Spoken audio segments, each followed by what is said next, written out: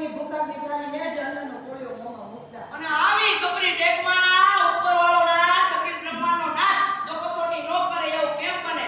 અને એટલે જ એમ કહેવાય કે એક વેળાએ બારે મેઘ ખાંગા થઈને ઉપરકોટના પેટાળને પોતાના પરસા બતાવે છે. અને સાહેબ 15 દાડાના વાણા વાઈ જાય છે તોય આ મેહુલ્ય અટકવાનું નામ નથી લેતું. અને ઈ વેળાએ સુધાતો થયેલા શેઠ શેઠાણીની ડેરી કપડે છે. શેઠ સગાડસા કોઈ યાચક યાત્રામાં આવીને ડેલો કપા જાય છે.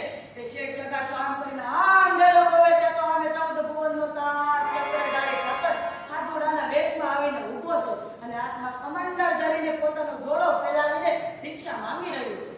આટલા દાડે કોઈ યાચકને જોઈને શેઠ એને પોતાની હવેલીમાં લાવે અને રાણી સંગાવતીને થાળ પીરસવા માટે કે રાણી સંગાવતી 56 ભાતના ભોજન ભરેલો થાળી સાતોડાની આગળ મૂકે અને ઈ સાતોડો ઈ થાળનો અનાદર કરતા ને આમ કરે આમ ફૂંકવી દે અને કે મને તો પરમાટી સ્વરૂપે જો તમારે મને ભોજન કરાવવાની ઈચ્છા હોય તો કોઈ નાના બાળકનું કુમળું માંસ ધરો.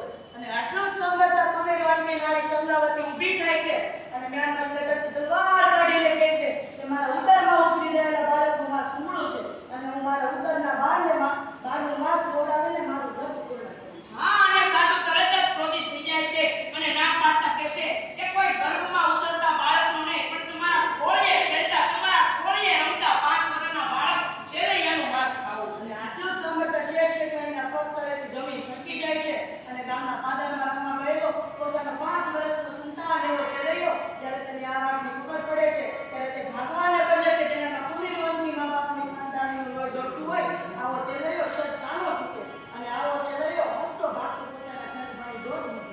મારો માને ઓ મગાને પૂરી ગતી પાર મારો માને ઓ મગાને પૂરી ગતી પાર મેરો સલી કાઢો રાજા